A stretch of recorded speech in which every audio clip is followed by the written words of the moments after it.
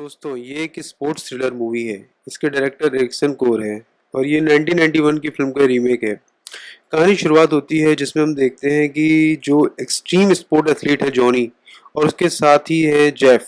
ये लोग बहुत ही तिरछी बाइक चला रहे होते हैं रिज लाइन पे, बिल्कुल पहाड़ों की। जो उस पहाड़ी को रन करना होता है और इसका लास्ट पॉइंट होता है पहाड़ी का एक अकेला ही खड़ा हुआ पहाड़।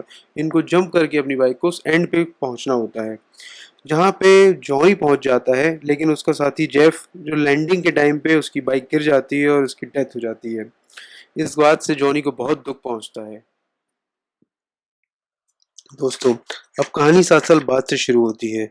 जॉनी अब एक एफबीआई एजेंट बन चुका है और उस मीटिंग में बताते हैं कि कैसे हवा में हुई कई सारी घटनाएं के बारे में बताया जा रहा होता है। जिसमें सबसे पहले मुंबई की एक घटना को बताते हैं जिसमें चोर डायमंड को चोरी करके बिल्डिंग से पैराशूट की मदद से भाग जाते हैं। अगली घटना दोस्तों मैक्सिको में होती है जिसमें ये लोग हवा में मिलियन डॉलर चोरी कर लेते हैं और उसको हवा में ही उड़ा देते हैं। उसके बाद फाइनली वो लोग एक केव में कूद जाते हैं। जॉनी इन सारी बातों को देख के अपनी रिसर्च के अकॉर्डिंग बताता है कि ये सारा काम एक ही लोगों का है जो ओजाकी 8 को कंप्लीट करने के टास्क में लगे हुए हैं। ओजाकी 8 एक ऐसी लिस्ट है जो 8 एक्सट्रीम लेवल की डील है जिसमें नेचर के साथ नेचर को सम्मान देने के लिए उस टॉप लेवल के स्पोर्ट्स को किया जाता है जो नेचर में होते हैं। जॉनी आगे बताता है कि वो 3 टास्क उन्होंने कंप्लीट कर लिए हैं और वो चौथे टास्क के लिए आगे बढ़ेंगे, जो समुद्र में उठने वाली लहरें हैं जो अब फ्रांस में उठने वाली हैं। दोस्तों अब हम आगे देखते हैं कि जॉनी को अंडर कवर एजेंट बना के फ्रांस भेजा जाता है। वहाँ पे फ्रांस के फील्ड एजेंट पपास के पास वो जाते हैं। फिर जॉनी सर्फिंग के लिए उसी वेव में पहुँचते हैं जहाँ पे सारे के सारे इकट्ठा हुए होते हैं। दोस्तों जॉनी जैसे ही लहरों के पास पहुंचता है तो वहाँ पे वो देखता है कि लोग अपनी बोट में याच में अलग अलग वहाँ पे एंजॉय कर रहे होते हैं। वो सब पार्टी एंजॉय कर रहे होते हैं लहरों के बीच में, जहाँ पे कई लोग अपनी लाइफ को रिस्क लेके सर्फिंग कर रहे होते हैं। वहाँ पे बहुत सारे लोग अपनी पार्टी को एंजॉय कर रहे होते हैं और इस मोमेंट को एंजॉय करते हुए वो देख के वो सोचता है कि मैं भी सर्फिंग करूँ, और वो सर्फिंग के लिए उतर पड़ता है। हुए होते हैं जॉनी उस वेव में कूदता है और उस बड़ी सी वेव में वो जैसे ही कूदता है वहाँ दूसरा सर्फर लहरों में सर्फिंग कर रहा होता है। जॉनी देखता है और उस बहुत बड़ी लहरों में फंस जाता है और उसमें बेहोश हो जाता है, लेकिन दूसरा सर्फर उसे बचा लेता है। दोस्तों हम आगे देखते हैं कि अब जॉनी को होश आता है और होश आने पे वो अपने आप को एक याच पर पाता है। याच पर वो देखता है कि उसके सामने बोधी है। बोधी की टीम मेंबर जिसमें रॉच, चौडर और ग्रोमेट होते हैं। वो उसको बताते हैं और उसको कहते हैं कि अब पार्टी को एंजॉय करो, और पार्टी को एंजॉय करना कह के वो वहाँ से चले जाते हैं। दोस्तों पार्टी में जॉनी की मुलाकात समसारा नाम की लड़की से होती है और वो दोनों दोस्ती करते हैं और काफ़ी एंजॉय करते हैं। अगले दिन वो पेरिस के एक खाली पड़े स्टेशन पे जाता है क्योंकि याच पर वो इस जगह के बारे में लोगों को बात करते हुए सुन लेता है। वहाँ पे उसकी मुलाकात बोधी से होती है और बोधी उससे फाइट के लिए कहता है और एक छोटी सी फाइट के बाद बोधी उसको अपने फ्रेंडशिप में एक्सेप्ट कर लेता है। अब वो जॉनी को लेके अपने साथ अगली डील पर चले जाते हैं जहाँ पर उसे विंग सूट पहन के लाइफ ऑफ विंड नाम की पहाड़ियों से निकलना होता है।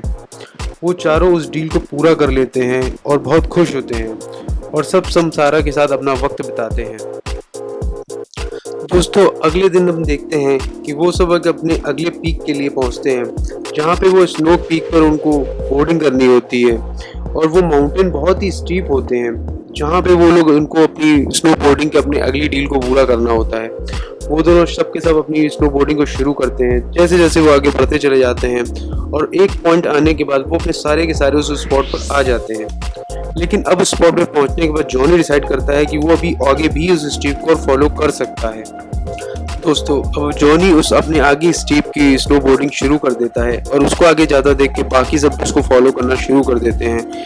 लेकिन इसमें चौडर की दुर्घटना में मृत्यु हो जाती है और वो सब के सब डिसअपॉइंट हो जाते हैं। जॉनी इन सब के पीछे अपने आप को जिम्मेदार मानता है कि उसकी वजह से ऐसा हुआ है, लेकिन बोधी उसे समझाता है कि ये उसका एज पॉइंट था, तुम्हारा नहीं। दोस्तों अगले दिन ये सब एक पार्टी में जाते हैं और उस पार्टी में समसारा भी होती है जहाँ पे जॉनी समसारा से मुलाकात करता है, जहाँ समसारा उसे बताती है कि वो और बोधी दोनों ही ओजाकी को जानते थे। समसारा जॉनी को बताती है कि उसके और बोधी के पेरेंट्स की बर्फ के नीचे दबने से मृत्यु हो गई थी। उसके बाद ओजाकी ने ही इन लोग को पाला पोसा था, तो ये दोनों ही ओजाकी के द्वारा पाले गए थे। दोस्तों समसारा आगे जॉनी को बताती है कि उजाकी की एक्चुअली में मृत्यु नहीं हुई थी, उसको मारा गया था। उजाकी ने अपनी तीसरी डील कंप्लीट कर ली थी और वो एक व्हेल को बचाने के लिए व्हेल शिप पकड़ने आई हुई होती है, उससे अपनी याच को टकरा देते हैं, जिससे कि उनकी मृत्यु हो जाती है वहां पे। उस दिन बोधी जो कि उसी बोट में उजाकी के साथ था, वो डिसाइड करता है कि वो उजाकी के बारे में किसी को नहीं बताएगा, बल्कि उनकी नेचर के साथ की गई उस 8 डील को कंप्लीट खुद पूरा करेगा। दोस्तों, अगले दिन वो लोग गोल्ड माइन में जाते हैं, जहाँ पे बोधी बारूद बिछा देता है गोल्ड माइन में धमाका करने के लिए। लेकिन जॉनी उसको ये सब करने से रोकता है, क्योंकि अब वो भी जानता है कि जॉनी एक FBI एजेंट बन चुका है, और लेकिन वो बोधी को पकड़ने की कोशिश में नाकाम रहता है। बोधी वहाँ से भाग जाता है। इसके बाद FBI बोधी के सारे स्पॉन्सर्स की सारी एसेट को सीज कर देता है। दोस्तों, बोधी अब माउंटेन पे बने एक इटालियन बैंक को लूटने की कोशिश करता है, जहां जॉनी पुलिस की मदद से क्रॉस फायर करता है और इनको रोकने की कोशिश करता है। इनको रोकने की कोशिश में रॉच मारा जाता है। तो रॉच की डेथ के बाद जॉनी फिर उन्हें चेस करने की कोशिश करता रहता है। बोधी को चेस करने की कोशिश में वो लगातार गोलियां चलाता रहता है, और फिर एक समय जब उसको लगता है कि उसने बोधी को गोली मार दी है, फिर वो रुक के उस बोधी के पास जाता है। लेकिन जब वो हेलमेट हटाता है तो उसमें समसारा होती है। उसके सामने ही समसारा की जॉनी को भी पता है कि बोधी को पकड़ना आसान नहीं है, लेकिन बोधी अभी भी अपनी अगली डील को पूरा करने की कोशिश करेगा। उसकी अगली डील के लिए वो वेनेजुएला जाता है, जहाँ पे एंजल फॉल्स होता है, और एंजल फॉल्स में किनारे काई वाली पहाड़ियों पे चढ़ना होता है, वो भी बिना किसी सेफ्टी बेल्ट के। अब उस फिसलन भरी काई पहाड़ी पे जब वो पहुंचता है तो वहां पे ऑलरेडी बोधी होता है। क्रोमेट के साथ वो उस पहाड़ी पे चढ़ाई करने की कोशिश करता है। दोस्तों, अब बोधी, क्रोमेट और जॉनी उस काई वाली पहाड़ी पे चढ़ने में लगे रहते हैं, और चढ़ाई करते करते क्रोमेट का अचानक हाथ फिसल जाता है और उसकी वहां पे गिरने से मौत हो जाती है। लेकिन बोधी अपनी टॉप पे पहुंच जाता है, जिसके पीछे पीछे जॉनी भी उसी टॉप पे पहुंच जाता है और उसे रोकने के लिए कहता है कि अब तुम्हें इस काम को रोक देना चाहिए। दोस्तों, अब जॉनी बोधी के पास उस टॉप पे पहुंच जाता है उस फॉल्स के, लेकिन जैसे ही वो उसको पकड़ने वाला होता है, वो उस इतनी एंजल फॉल्स की हाइट से उल्टा ही पानी में कूद जाता है। उसको पकड़ने की कोशिश करते करते जॉनी भी उसी फॉल से नीचे की तरफ कूद जाता है। दोस्तों, एंजल फॉल्स इतनी हाइट से गिरने के बाद किसी की भी डेथ हो जाएगी, लेकिन जॉनी को यकीन नहीं होता। उसे अब भी ये लगता है कि नहीं, अभी बोधी जिंदा होगा। हालांकि बोधी अपने सारे टास्क कंप्लीट कर चुका है, लेकिन फिर भी उसे लगता है कि बोधी अभी है। आगे का इंसिडेंट जो है वो 17 महीने बाद का दिखाते हैं, क्योंकि जॉनी को बचाते समय बोधी अपनी चौथी डील को छोड़ देता है, क्योंकि जो पानी की सर्फिंग के बीच में होती है, और जॉनी को पक्का यकीन होता है कि वो अपनी चौथी डील पूरा करने के लिए जरूर आएगा। अब 17 महीने बाद दिखाते हैं कि पैसिफिक ओशियन में फिर से बहुत बड़ी बड़ी लहरें उठने वाली होती हैं, और उसी पैसिफिक ओशियन में बोधी अपनी कंप्लीट डील को पूरा करने के लिए पहुंच चुका होता है।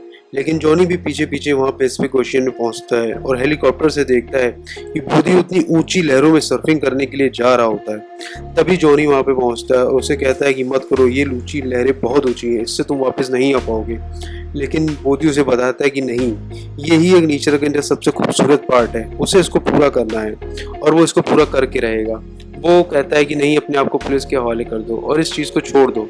लेकिन बोधी कहता है नहीं, ये एक नेचर की खूबसूरत पार्ट है और ये फिर दोबारा कभी नहीं मिलने वाला मौका। हालांकि दोनों जानते हैं कि इस सर्फिंग में जाते समय अब कोई भी वापस नहीं आ सकता है, लेकिन फिर भी जॉनी बोधी को उसे जाने देता है। और जैसा कि दिखाते हैं, वो पैसिफिक ओशन की बहुत ऊंची ऊंची लहरों में बोधी पहुंच जाता है अपनी सर्फिंग करने के लिए, और उसमें डूब जाता है। दोस्तों, यहाँ पे मूवी का एंड होता है, और मूवी के एंड में दिखाते हैं कि जॉनी खुद अब FBI की जॉब करते हुए अपने स्पोर्ट्स के कैरियर को फिर से शुरू करना चाहता है, और वो खुद ही अपने नेचर के साथ 8 डील खुद की तैयार करता है और अपनी उसी 8 डील के लिए फिर से शुरुआत करता है। यहीं इस मूवी को खत्म किया जाता है। Thank you.